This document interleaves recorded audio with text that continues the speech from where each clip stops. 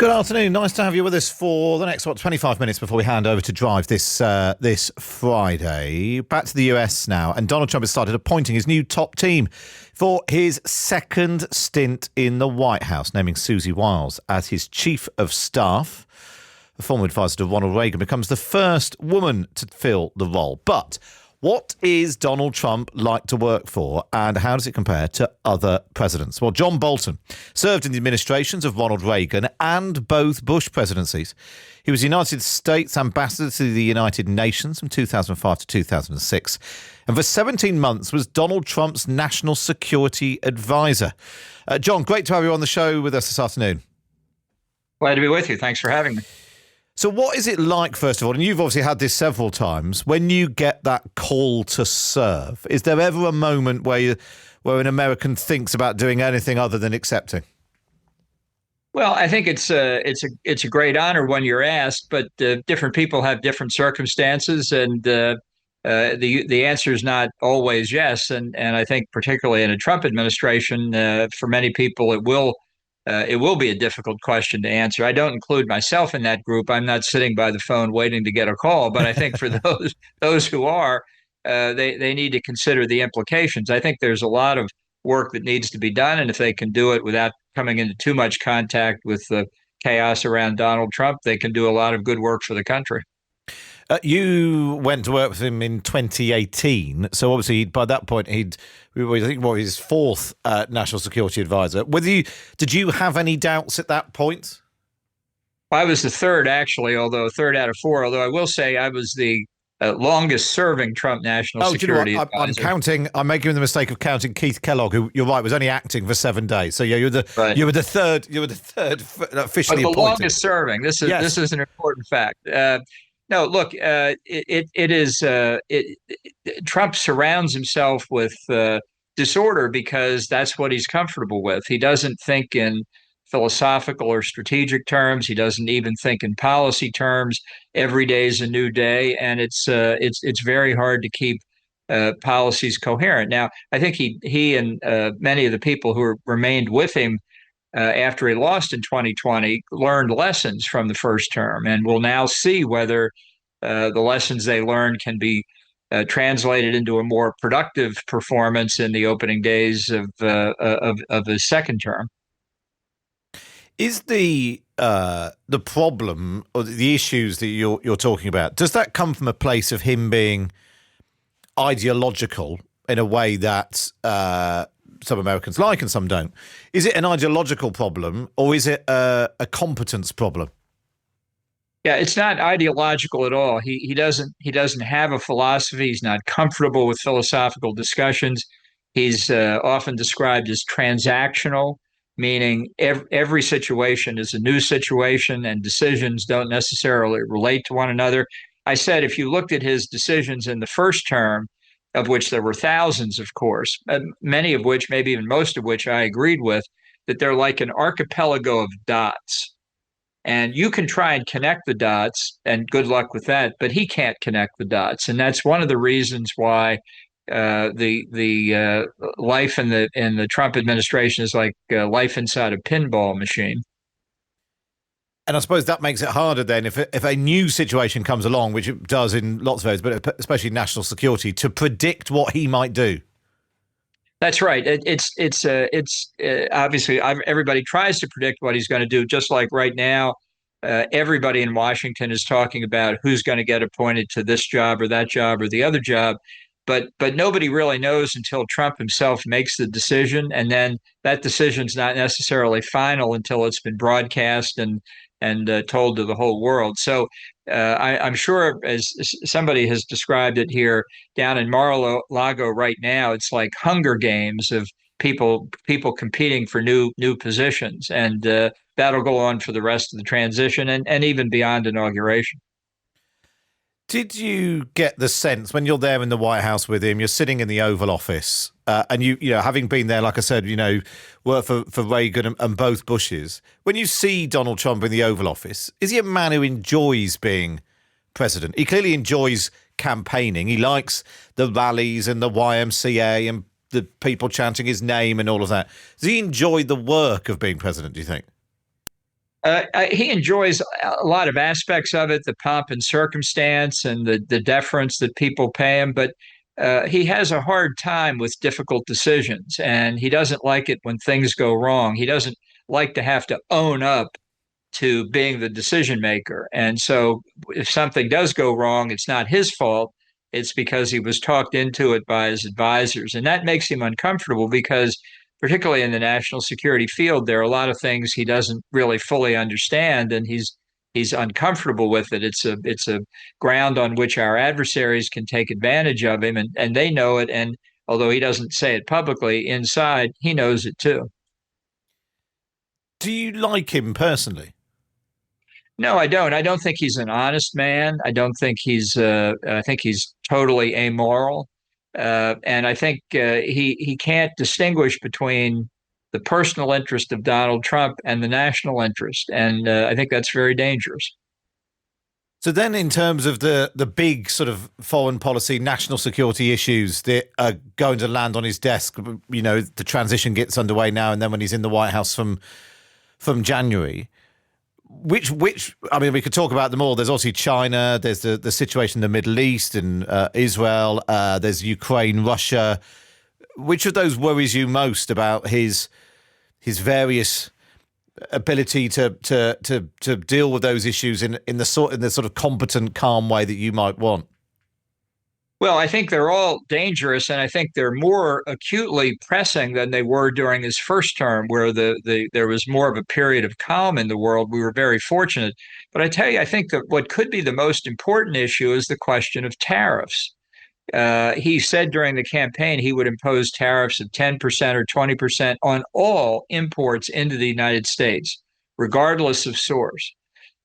This would have an enormous impact on the American economy and not a positive impact, and on the rest of the world as well. It could crash our economy like Smoot-Hawley did back in the late 1920s and 30s, leading to the Great Depression, and it could crash the global economy. That issue looks like it will come up early because in an effort to extend his tax cuts that he enacted in 2017, there are ideas that you can make up for some of the deficit created there by imposing higher tariffs.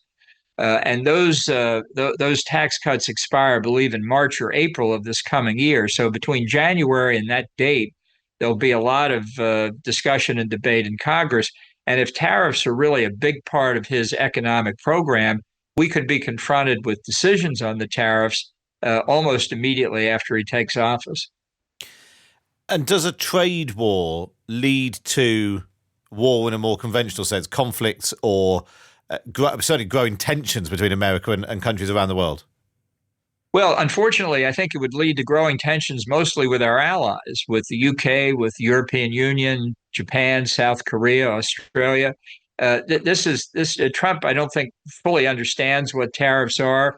He thinks it's a source of revenue. He doesn't realize that the cost of the tariff is largely passed on to American consumers. He doesn't reckon with what happens if other countries retaliate against us. And, we've got in the U.S. today really a fairly satisfactory economy. But I think the notion of massive tariffs widely imposed would definitely put a chill on it. I mean, we'll have to see if he carries through on it. But make no mistake, his campaign rhetoric has been 10-20% tariffs on everything.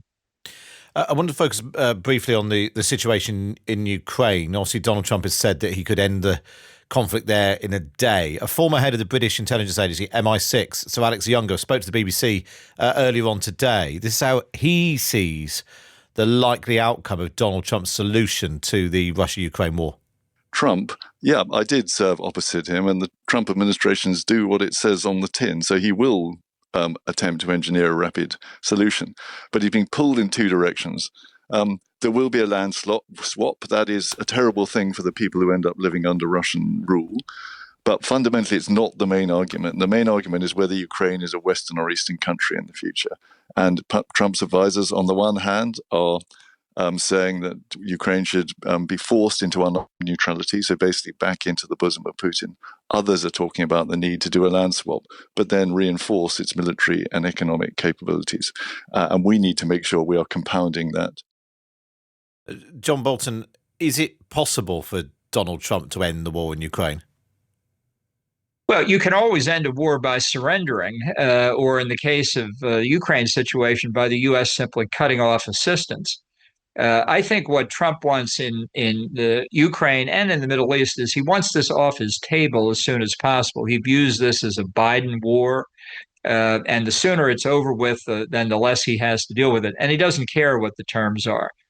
He has said he would get Zelensky and Putin in a room and they'd solve it in 24 hours. That will not happen. It's too complex. And in any event, Zelensky's not going to agree to a massive loss of Ukrainian territory. So the effort will fail. But of course, it won't be Trump's fault because he never fails. So it will be somebody else's fault. It'll be Zelensky's fault or Putin's. And that's where the relationship between Putin and Trump gets to be very troubling. I would be quite worried about the impact on Ukraine. J.D. Vance, 5 or 6 weeks ago, put out a solution he thought was acceptable, which was you partition Ukraine along the existing battle lines, set up a demilitarized zone, separating Russian and Ukrainian forces. Ukraine commits not to join NATO, and the war is over. Those are terms the Kremlin could have written themselves. The only problem they would have is they would be saying to themselves, my God, we didn't ask for enough. We should have asked for more. We would have gotten it. And the implication is bad, not just for Ukraine, but what top decision makers in Beijing are thinking. And I'm very worried they would say, if the United States and NATO, the West, are not prepared to stand up to unprovoked aggression on the continent of Europe, what will they do if we go after Taiwan or more trouble in the South China Sea or along the land border with Vietnam or India? It would be a signal to them that the U.S. at least wasn't prepared to stand up. And I think that display of weakness would encourage aggression really in a number of different places around the world. And then just coming back to the UK-America relationship, there's been a lot of focus this week on things that David Lammy and others who are now in the cabinet, David Lammy, the British Foreign Secretary, previously said about Donald Trump. We've got the news today. Jonathan Powell, former advisor to Tony Blair, the new national security advisor, sort of shadowing your old job. How would you characterise, how interested is Donald Trump in the UK, and how interested will he be in what David Lammy may or may not have said about him? Well, I'm not sure what's been said in the past is going to have much effect on him. He has a golf resort at Turnberry, and he was a strong supporter of Brexit. And it's a tragedy that the UK didn't take advantage of Trump to negotiate a free trade deal while he was in office. I think my advice to Prime Minister Starmer would be try and find specific things that you can make deals on with Trump, and maybe a free trade agreement is one of them. And if you can convince Trump that something you want is actually in Trump's interest, not necessarily U.S. interest, but at least not inconsistent with it, but something that would give Trump a lot of publicity, you got a good chance of making a deal. He is transactional. Don't forget big picture conversations. Talk about what deals you want at the given time you meet with him. Just finally, John, over the last few weeks, speaking to lots of Americans, Republicans and Democrats, asking them about how they felt in the run-up to the election and since. How do you feel about the next 4 years? Well, I didn't vote for either Trump or Harris, so I was going to be dissatisfied no matter which one of them won the election. I think the greatest problem with Trump looking ahead is the virus of isolationism that he's unleashed in the American political system, what it could do to NATO, what it could do to all of our alliances around the world. So there's going to be a big struggle here if he moves in the wrong direction. And we just don't know at this point how it will play out. It's a period of uncertainty, and I think that and any display of weakness always gives your adversaries the incentive to cause trouble. John, I want to ask you just finally, who was your favourite president to work for? Ronald Reagan, without any question. Have you got, just briefly, why? Because he did have a philosophical vision for the country. Interesting. And he carried through on it. And eventually the United States and its allies won the Cold War. That's a pretty good day's work. John, really appreciate your time today. John Bolton, former National Security Advisor to Donald Trump. Thanks so much for joining us on 5 Live. Thanks for having me. That's John Bolton there. Like I mentioned, he worked for Ronald Reagan, George H.W. Bush, George W. Bush, and for how many months was it? 15, 17 months for Donald Trump. Obviously, plenty more on the situation in the US. Coming up on Drive from 4 o'clock this afternoon.